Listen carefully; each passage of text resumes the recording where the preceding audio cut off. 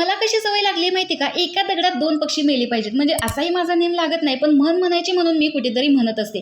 बऱ्याच दिवसापासून मला जतला जायचं होतं, कारण बँक ऑफ इंडियाचं अकाउंट मला बंद करायचं होतं. एक तर पैशाचा तुटवडा आणि यांचे सारखे चार्जेस, म्हणून नागस फाट्यावरून कुंभारी कोसारी करत आम्ही फायनली जतला आलो आणि फायनली एकदाचं अकाउंट बंद करून टाकलं.